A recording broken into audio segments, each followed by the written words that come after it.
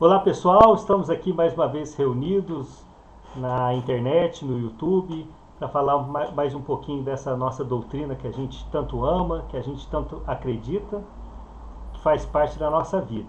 E hoje estou aqui, com alegria, dividindo esse vídeo com o meu irmão Leonardo Marmo, falando lá de São João del Rei. A gente está aqui falando de São João da Boa Vista, no estado de São Paulo. E hoje a gente vai falar um pouquinho sobre psicografias autênticas.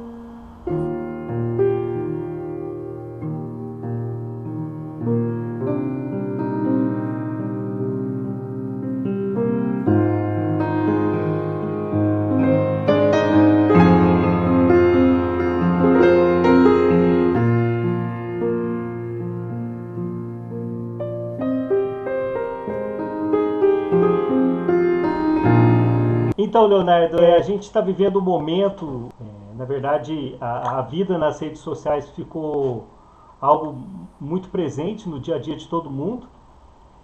E também a gente está vivendo uma pandemia em que a gente, um número elevado de desencarnações em massa, né? É um resultado comum, né, do que a gente vive nas pandemias. Muitos trabalhos de centros espíritas estão sendo transferidos para o meio virtual, salas de videoconferência, grupos de estudos. E a gente está observando um número grande de mensagens psicografadas. E aí o pessoal que fez a seguinte pergunta, né? Como tentar avaliar, diante de tantas mensagens que estão chegando, principalmente sobre pandemia, sobre o Covid. Então, como tentar avaliar a autenticidade dessas mensagens psicografadas? É isso. Bom, Dudu, eu diria o seguinte: obrigado, né, pela oportunidade e os amigos, espero que seja útil a nossa conversa para os confrades aí de São João da Boa Vista. E o pessoal da internet que acompanhar, né, o nosso trabalho. Bom, a questão é a seguinte, né, uma questão importante dentro desse cenário que você está colocando é primeiro avaliar o conteúdo da mensagem. Então, é a orientação de Allan Kardec. Então, você tem que analisar o conteúdo da mensagem. A mensagem tem que ter lógica, tem que ter encadeamento. Os espíritos superiores falam muito com poucas palavras, eles não são prolixos. Então, a primeira coisa é avaliar o conteúdo da mensagem. Se ele é mensagem, você faz uma leitura inicial, só para fazer uma primeira avaliação. Depois, você começa a fazer uma leitura mais profunda. Então, a gente lembra de Allan Kardec. O conteúdo da mensagem, o caráter moral do médium e, por último, a assinatura. Mas o fato da mensagem aparentar ser verdadeira, apresentar lógica, apresentar coerência, não quer dizer necessariamente que aquilo é verdade. Porque Kardec nos ensinou o controle da concordância universal no ensino dos espíritos.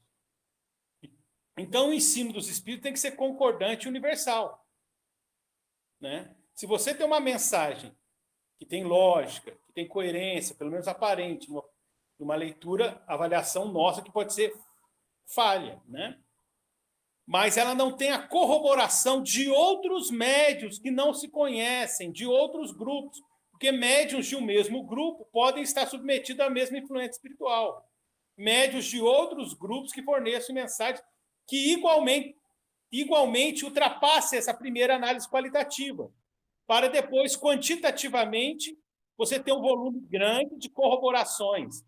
Então, essa mensagem vai, se ela passar pela primeira avaliação, ela vai para um banho-maria, esperando corroborações de outras mensagens. Agora, uma questão que a gente tem que destacar nessa discussão é o médium. É o médium. Por quê? Porque atualmente no movimento espírita, e isso aí é facilmente identificável nas redes sociais, existem grupos que praticamente rejeitam todos os médiums. Só aceitam Kardec. Nenhum médium ou informação de nenhum médium é aceitada, é considerado. Tem outros grupos que aceitam todos os médiums.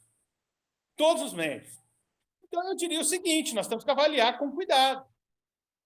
caso a caso, buscando a corroboração. Primeiro avaliando de acordo com as bases kardecianas e depois vendo se essa informação nova faz sentido e é corroborada por outras informações.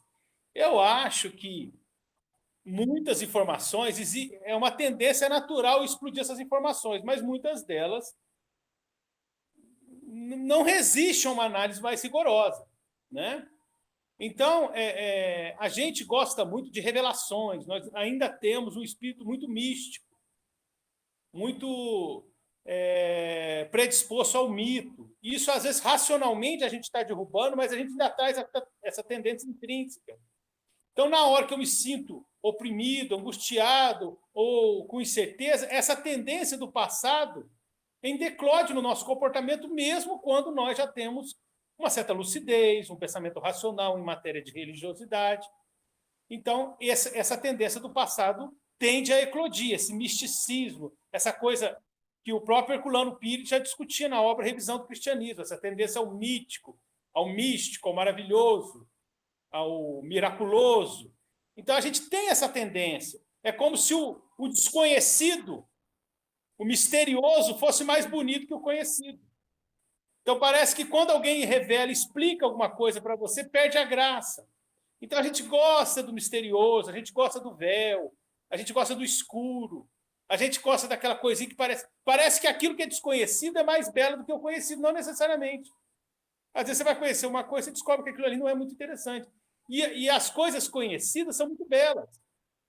Então, o espiritismo, na visão racional e profunda de Kardec, tira um pouco esse encantamento pelo misterioso e mostra que não há milagres. Mas a gente tem uma dificuldade de aceitar que não há milagres. Então, eu acho que a gente tem que ser um pouco cuidadoso, um pouco comedido, evitando estímulos, entusiasmos muito exagerados. Acredito que nós temos médiums trazendo mensagens legítimas, nós não podemos, são os extremos, né? Nós não podemos aceitar tudo, mas nós não podemos entrar numa tendência de espiritismo sem espírito, porque senão a gente cai em contradição com a própria obra de Allan Kardec. Então, só valeu os médios de Kardec? Hoje em dia não tem nenhum médium que valha, os espíritos pararam de dar comunicação ou desistiram porque não tem médium. Então, é estranho esse tipo de postura extremista. Mas, sem empolgação, sem muito misticismo, sem ficar emocionado antes da hora, porque a gente fica emocionado. Recebi uma mensagem, deixa eu ver o que você está falando. Não, calma. Leia a mensagem com calma, numa hora que você tiver com calma. Faça uma análise sem preconceito, sem uma tendência prévia a aceitar, sem uma tendência prévia a criticar, a detonar a mensagem. Então, você faz uma análise e você avalia o conteúdo. E aí, a partir do momento que aquele conteúdo for razoável, você tem que esperar corroborações. Agora, você tem que analisar, você tem que pegar a gênese, como é que funciona isso, né? Porque também, vamos falar a verdade, antes da pandemia ninguém falou. Aí depois que estoura a pandemia, o pessoal começa a falar da pandemia. Pode acontecer que a mensagem seja autêntica, mas nós temos que ir devagar nessa avaliação, fazendo a avaliação qualitativa em primeiro lugar, esperando a corroboração por outros médicos para fazer uma corroboração quantitativa que faça com que esse material seja um candidato a uma contribuição de credibilidade segundo o critério kardeciano de controle da concordância universal do ensino dos espíritos. Acho que é por aí. E eu lembro, você está comentando, eu me recordo de uma entrevista que o Marcel Souto-Maior fez, ele estava comentando que um dos trabalhos mais difíceis, quando ele estava, né, tinha acabado de realizar o trabalho da vida do Chico, nas vidas de Chico Xavier, aí o segundo, ele fala... Depois ele publicou Por Trás do Véu de Is. E o Por Trás do Véu de Is, ele falou que foi o trabalho mais difícil, porque ele encontrou muita picaretagem no meio. E aí ele até faz um discurso forte, ele fala assim, eu sou capaz de escrever uma mensagem psicografada, né?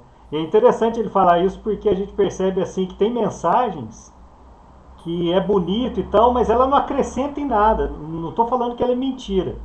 Mas às vezes o cara fala lá, tá tudo muito bonito, aqui tá tudo... Aquelas informações, não traz nenhuma informação a mais que a gente precisa que a gente precisa ser bom, que a gente precisa praticar caridade. Quer dizer, as mensagens que a gente tem do Emmanuel, do André Luiz, já são ricas nesse sentido de orientação do que a gente deve fazer, né?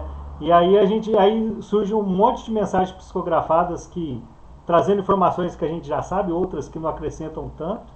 E a gente tem que tomar cuidado com a vaidade humana, na vaidade do médium nesse processo, né, Leonardo? Então, Dudu, mas aí é um outro problema também, é aquilo que a gente discute em termos de mediunidade, quem é médium e quem não é médium. Então, aquela frase, todos são médiums, que o pessoal utiliza, baseado em Kardec, todos são médios em predisposição geral. Então, todo mundo pode ter a telepatia, vamos colocar assim, a transmissão do pensamento mínima, que faz com que você possa captar o pensamento de um espírito superior ou atrasado. Então, todo mundo pode ser obsidiado, ou todo mundo pode ser inspirado por um espírito mentor. Mas essa mediunidade, nesse nível, ela é muito pequena. Tem aquela... Eu lembro até da campanha política aí que o cara usou o nome desse livro, que virou filme, né? Os 50 tons de cinza. Na mediunidade, você tem 1.000, ou 10.000, ou 100.000 tons de mediunidade. As nuances são muito variadas. Você comparar um Chico Xavier com uma pessoa que tem um arrepio uma vez na vida, tem um bocejo uma vez na vida, isso é desproporcional. É igual você falar assim, você pedala? Eu pedalo, eu ando de bicicleta. Então vai lá para o Tour de France. Vai lá pedalar com o Chris Froome. Não tem nada a ver uma coisa com a outra. Então o Divaldo Pereira Franco fala no Divaldo Responde Mediunidade, 1999, Centro Espírita Nosso Lar, Casa André Luiz. Ele diz o seguinte: todo mundo canta, o difícil é cantar bem. Então, quando você passa alguém na rua, você fala, aquele rapaz é cantor. É porque ou ele é cantor, ou ele canta muito bem, ou ele tem uma banda amadora, ou ele tem uma banda profissional. Não é isso? Aquele cara canta. Ou ele tem uma banda profissional ou amador, ou ele canta muito bem, mesmo que... Nossa, ele canta bem. Então, ele é cantor. Agora, você não sai falando, olha lá, olha os cantores, todo mundo está passando na rua, está cheio de cantores. E todo mundo canta. Então, a mediunidade é isso. Existe a mediunidade básica, o fenômeno básico, mas ele é desproporcionalmente menor do que o fenômeno mediúnico ostensivo. A dona Ivone Pereira diz naquele Recordações da Mediunidade, na verdade, quem falou para ela foi o Dr. Bezerra de Menezes, que os médios mais seguros são aqueles que tiveram a mediunidade eclodida desde a primeira infância. Porque, normalmente, esses médios já foram preparados em encarnações anteriores e até no período de erraticidade.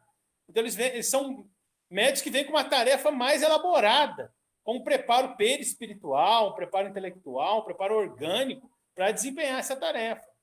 Então, olha só, então vamos lá. Eu vou escrever um artigo espírita, vou escrever um trabalho espírita.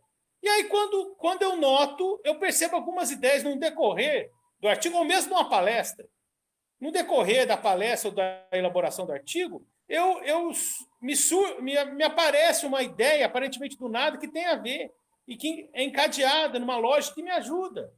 Aí eu posso dizer, opa, eu acho que eu tive uma inspiração, acho que os amigos espirituais me ajudaram. Muito obrigado, amigos espirituais. Ok, né? Isso é uma coisa. Mas eu não senti nada. Presta atenção, não senti nada, não vi nada, não ouvi nada. E aí, mas vai ter gente que vai chegar, Leonardo, você tem credibilidade, hein, tal. Então, quer dizer, temos em que nível? Percebe?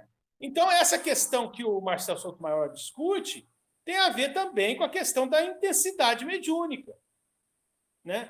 Às vezes você faz um trabalho que você percebe a inspiração do alto, mas você não sabe se foi um espírito, se foi dois, se foi três, se teve espírito, você não tem certeza, você não viu ninguém, você não ouviu nada.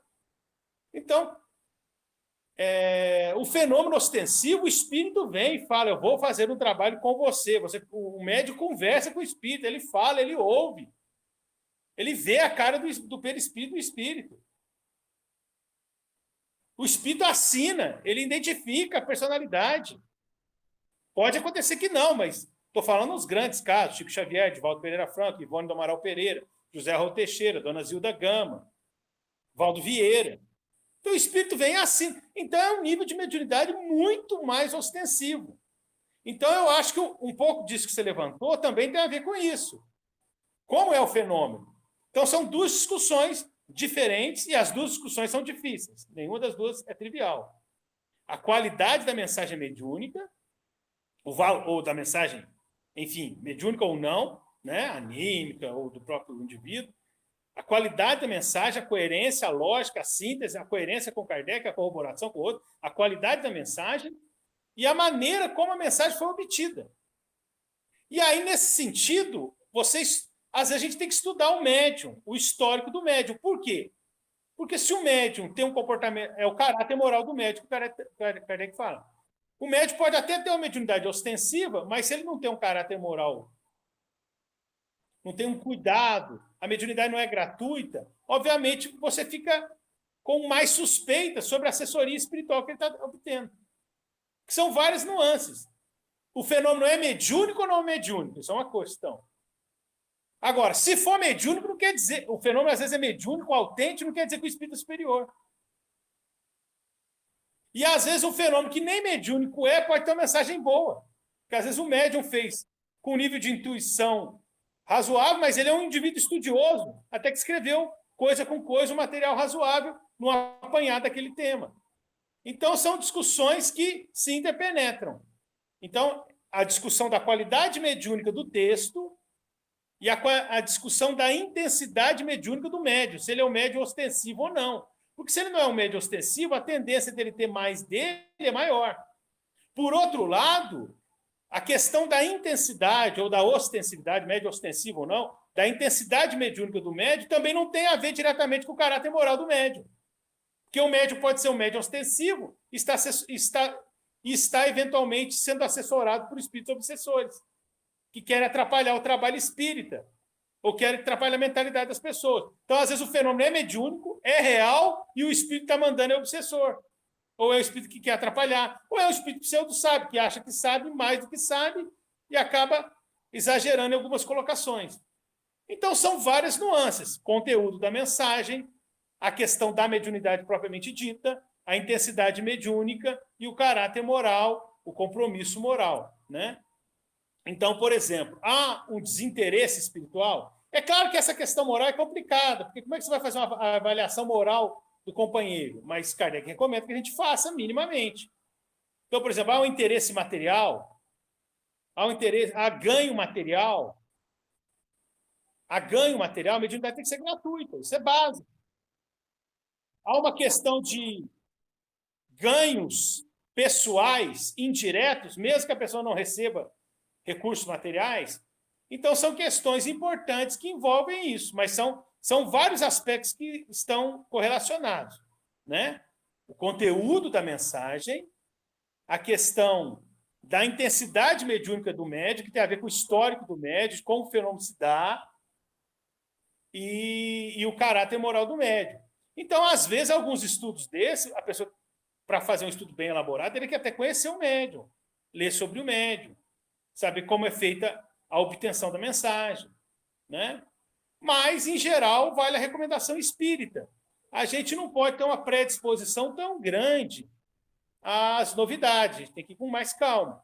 Se é um médium que tem um histórico de credibilidade, de qualidade doutrinária, como é o caso do Divaldo Pereira Franco, por exemplo, ele traz uma mensagem agora sobre a pandemia, a gente tem um histórico de confiança, de credibilidade pela qualidade que ele demonstrou tanto na intensidade mediúnica, como na coerência doutrinária, como na conduta moral.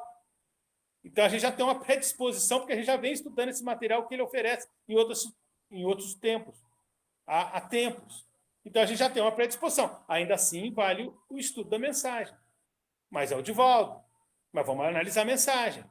Mas se é um médium que eu não conheço, se é um nome que eu nunca vi na vida, apareceu um nome novo lá, é natural que eu tenha que ter um cuidado maior, né? Vamos analisar com mais calma esse conteúdo.